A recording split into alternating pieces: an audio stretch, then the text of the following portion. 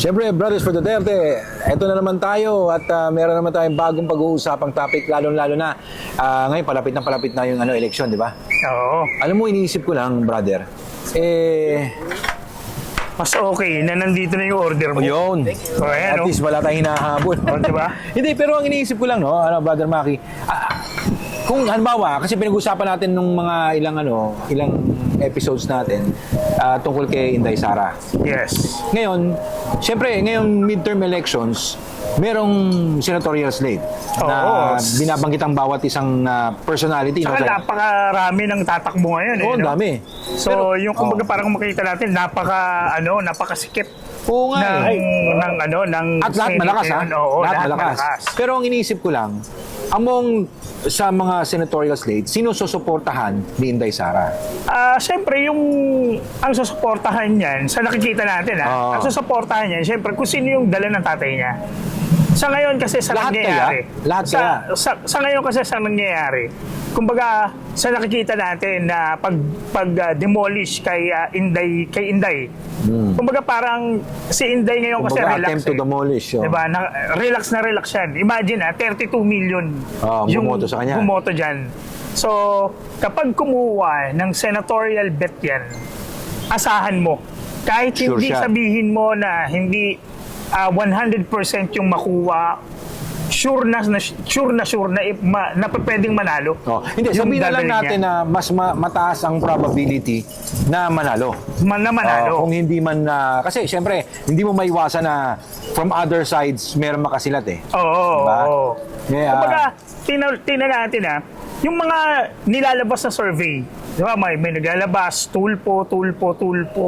Pero pagdating doon sa makamasa, nakita natin yung puwersa ng INC. Oo. True. Tapos, ang nakakagulat dito, yung paglabas ni Marcoleta sa INC. Na talagang nakapagbuga siya ng mga gusto niya sabihin. So ngayon, kumbaga parang sa atin, kumbaga parang nakikita natin sa social media na sa mga comment section na bakit si Marcoleta late yan? Oo. Bakit si Jimmy Bondoc wala sa top 12? Oo. Bakit si ganito wala sa top 12? Hindi. Pero Question ko lang sa iyo ngayon. Total, binabanggit mo yan. How accurate ba ang mga survey? yun ang hindi ko alam. Oo. Kasi ganito yun. Pero nagsa-survey din tayo. Oo. Pero how many surveys are there, mga survey bodies, na nagko-conduct ng surveys nila? Although, syempre, mag-iiba-iba talaga yan dahil iba-iba rin naman yung mga pinupuntahan nilang lugar, iba rin yung mga kinakausap nilang tao, iba yung mga the way they question the survey. So, syempre, mag-iiba talaga yon. Pero ang question dito is, how accurate kaya ang lumalabas na survey given na iba-iba nga yung pamamaraan nila ng pagkuha ng survey? So, paano natin makukuha yung most accurate result? Yun nga eh. Oo. Pero sa mga nangyaring mga survey, may ilan na talagang nakakapasok. Kagaya ng last noong tumakbo si Senator Robin Padilla. Kung matatandaan natin, si Robin Padilla nasa laylayan yan. So minsan ng survey, minsan wala pa siya. Yes. Pero noong eleksyon noong 2022, biglang bumulusok. Oo. 'Di ba? Biglang siya pa yung nanguna. Number one. Na senators. So ngayon, kumbaga parang hinihimay ng survey yung talagang mga possible na mga senator na maaaring manalo. Sa mga surveys noon, kung maaalala natin, ang mga nasa top talaga dyan sila Raffy Tulfo, Senator Bong Revilla, syempre, di ba? Hindi, wala si Sen kasi siya nun, di ba, na nung last Nung last, nakaraan. Sila Senator Tulfo. Yan sila. Tama ba si Senator Villar?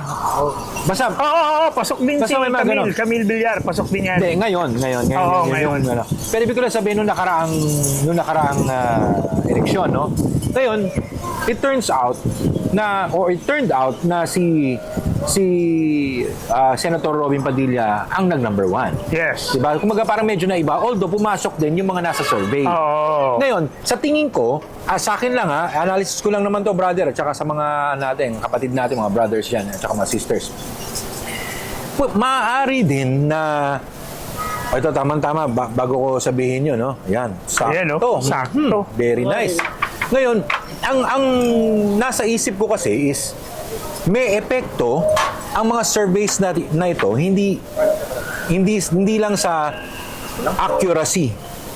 It's more of like may epekto siya. Kasi pag nakikita ng mga tao na, kadalasan ito yung nandito sa survey, ito, nakaka-brainwash siya eh. Oo. Di ba?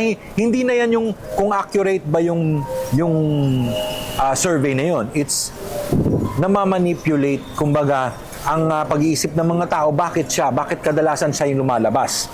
Di ba? Pero sa nangyayari ngayon kumbaga parang sa nangyayari ngayon kasi parang ang buga ng politics ngayon, siyempre doon sa mga inapi.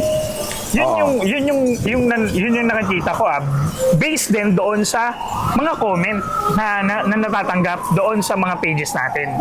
Kasi kung susumahin mo na talagang kapag gumalaw si Inday Sara, kumuha ng mga senatorials niya, talagang may ipapanalo yung kukunin niya. Tama. Ngayon, ang iniisip ko lang, okay, sabihin na natin,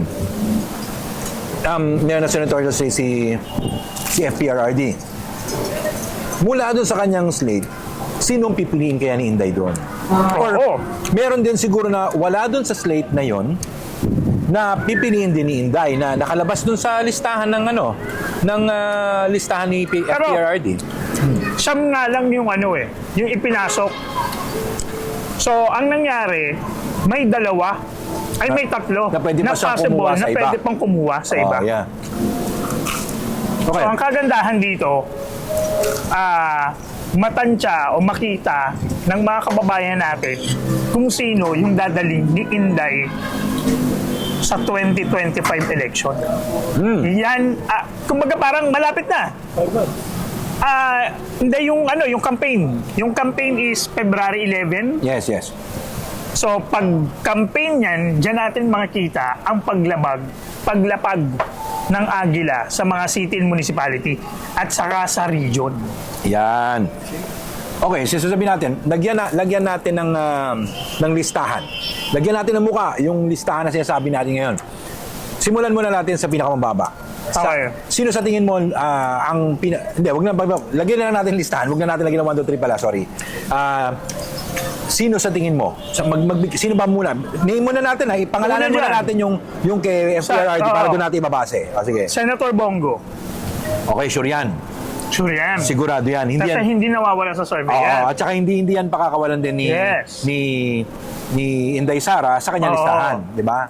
Pangalawa, si Senator Bato de la Rosa. So, nasa lineup din yan. Although, sa mga survey ng iba, hindi siya pumapasok sa top 5, pero pasok pa rin. Hindi, tsaka given na hindi siya sabihin natin hindi siya pasok. Pero baka sabihin ni Sara whether pumasok sa survey or not, basta ito gusto ko i-promote o endorse, di ba? Kumaga, doon natin makikita talaga yung sobrang pull ng power ni Inday Sara. Kung pati yung mga hindi lumalabas sa survey, biglang umangat. Yes. Okay. Pangalawa si Marcoleta. Tatlo. Oo. So, Senator Bongo. Sasabihin ko na isa-isa kasi syempre hindi lang porket pinili yan ni Inday Sara. Sasabihin na rin natin kung ano yung advantage if ever, no? Sabihin mo na pinili niya si Senator Bongo. Sa health pa lang wala na tayong problema. Oo. Yan talaga tinututukan niya. Yan ang kailangan rin ng mga Pilipino. Number 2, si Senator Bato, security. At saka yung talagang pinapasok niya yung sarili niya sa mga sa problema talaga, di ba?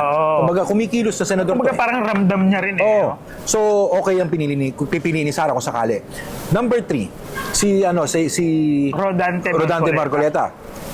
Well, for one, very vocal si Kong Marcoleta sa pagsuporta. Yung suporta ng INC, nandiyan na yan. Naka-intact na yan. May sure vote na yan. Mamumulot na lang yan. At magaling si Kong Marcoleta. Magaling siya. Ang kinagandahan kay Marcoleta, abogado, at alam yung batas kung paano. At matapang. Wala siya sinisino. Diba? Ang apat, si Senator Suntubi, Senator Jimmy Bondoc, Sa tingin mo, pipiliin si Jimmy ni ano? ni Inday. Hindi, pwede. May possible na Oh. piliin siya. Kasi Why? Bigyan natin ng isa. Oo, kasi nga noong eleksyon, Oo. noong tumakbo ang tatay niya, full support yan. Isa, si Senator Jimmy Bondoc, sa talagang naghirap para makapasok. Para maging pangulo. At saka ang ngayon, tatay. abogado na yan. Oo. Tapos number 3, pinaglalaban niya kaya hindi siya takot. Yes. Humaharap siya. Among sa mga kasabayan niya, sa Oo, pagsuporta oo. sa, ano tayo, yung panahon na natin kay, PRRD. kay PRRD. Isa siya sa, ngayon, tumatayo pa rin. Oo. Di ba? Walang takot. So, iisipin ba ni Sara na lumihis pa doon? Siyempre Yes. hindi. So, maaaring yun. Susunod. Philip Salvador. Pwede. Oo. Nakapasok din yan. Siyempre, Pero sa tingin mo, pipiliin din siya dahil nila. nga dala ni Senator Bongo, siyempre, kahit papano, yung mga senador, magtutulong-tulong yan para makapasok si Ipe, si Philip Okay. Salvador. At ito, ang pinakamaganda na tumakbo, di ba? Si Apollo Kibuloy. Sigurado Diba? yan. Sigurado dadalhin ni Inday Sara yan. Oo. Diba? Kasi Sobra ang hirap niyan sa mga Duterte. hindi, wag mo na lang sabihin sa mga Duterte. Yung just the fact na yung sa nangyari na Oo. injustice na sinasabi nila, wag natin pangunahan ng kahit sino. Injustice na nangyari sa kanila ayon sa mga hinanaing nila. Number 2 is sa tingin ko naman dahil nga katulad na lang ni Senator Joel Villanueva. Ano yan Merillion yung niya, di ba, family? I mean, ibig sabihin, meron silang leaders sila ng isang religious group. So, maaaring makatulong rin na naman to. May sure vote pa rin. Hindi, at saka more than sure vote, brother. Dahil may konsensya tong mga to May konsensya tong mga to.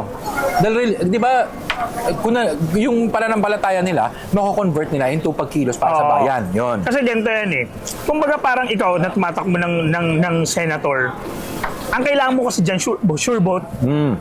Kahit sa mababang level, kahit barangay tanod, barangay captain, ang kailangan dyan sure vote. Oo. Ito kasi si Kibuloy, may sure vote na yan. Oo. Ngayon, kung sino ang nasa slate na kasama ni Kibuloy na tumatakbong senator, may sure vote na yan. Pangalawa, andyan pa si Marcoleta. May sure vote sa INC. Hindi pa pwede na hindi idagdag ni Marcoleta kung sino yung mga senators na susuportahan niya. Di ba? Sa susunod, after Kibuloy, sino pa? Vic Rodriguez. Sa tingin mo, dadalhin niya ni Sara? Hindi ko alam, pero si Vic Rodriguez kasi is parang Tinaas- talagang Tsaka oo. tinaas yung kamay niya ni Oo, ni PRRD. PRRD. So, tingnan natin kung ano yung talaga yung matutulong. At syempre, ang boto pa rin namin nasa taong bayan. Kung karapat-dapat si attorney... Hindi, ang importante, kung dadalhin rin siya ni Sara, tapos yung mga followers ni Sara, or yung naniniwala kay Sara. Yun ang titingnan natin sa mga darating na araw. Yeah. Si attorney Raul Lambino. Ito ay PDP rin. Alam mo, naalala ko pag Lambino? Alam mo yung sa habang buhay maghihintay. So, medyo- Tony Lambino ba yun? Oo. Medyo bago lang sa pandinig natin yung Raul Lambino. Isang attorney din yan na nasa slate din ni PRRD. Ano ba meron si Siyempre, dahil PDP nga, Attorney I'm the Lambino. member of PDP Laban. So, lagi ko yan nakikita na lagi siya yung MC sa lahat ng mga meetings and So yan, nakikita rin natin yan. And then, yung pinaka-pangsyam sa slate ni PRRD, si Attorney J. Hinlo. Okay. So, si Attorney J. Hinlo, konti Pero ang lang din- question ko lang I don't think naman dadalhin ni Sara lahat ng nasa PDP.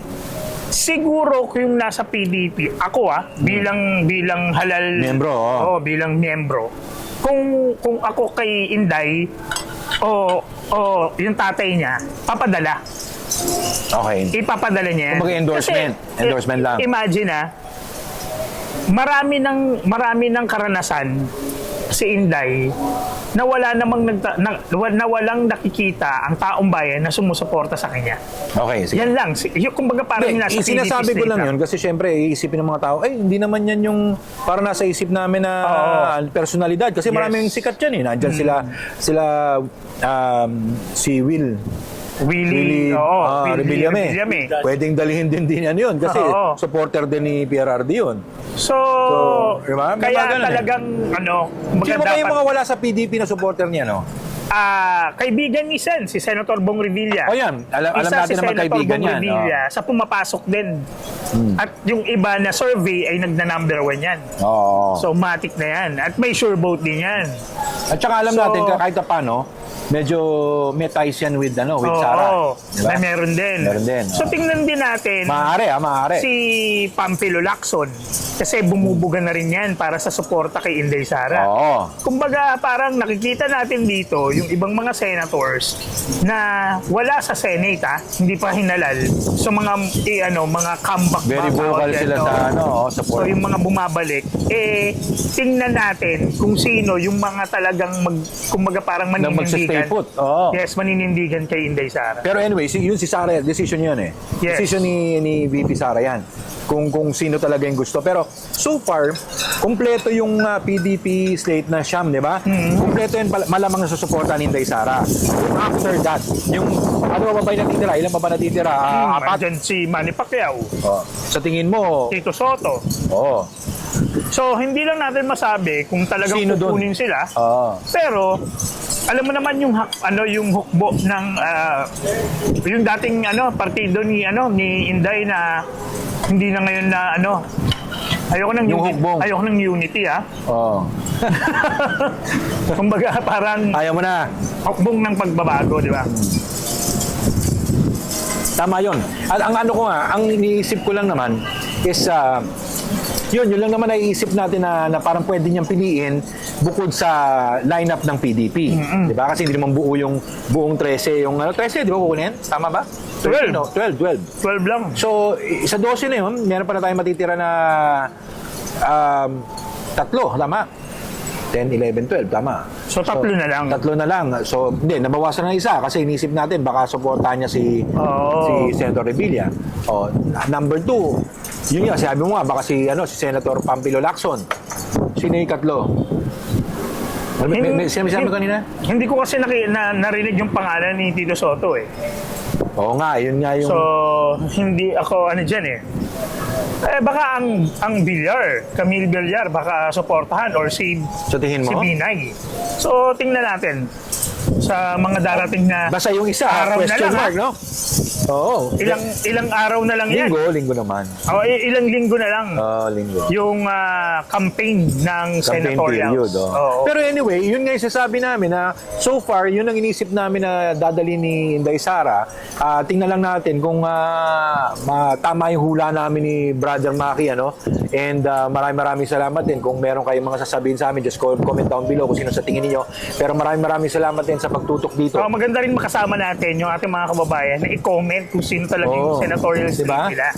Kasi yung sa comment pa lang po ninyo, syempre mararamdaman ng mga tao kung sino talaga yung dapat ihalal ngayong 2025 election. Yeah. Kasi kung pipili ho tayo ng mga senators na hindi naman makakatulong at kagaya niyan na yung sa Congress mahirap. Yeah, tama. Kasi magkakaroon tayo ng kumbaga parang yung gusto ng wala nang peace. Yeah. Di ba? Wala na siyang peace. Wala nang peace. Okay, so anyway, don't forget to like and share this video at huwag niyo kalilimutan na mag-subscribe po dito sa ating Brothers for Duterte. And sa susunod, until next episode, ako po si Tito Potato. At ako po si Maki Atencio. Yan, ito po ang B4D.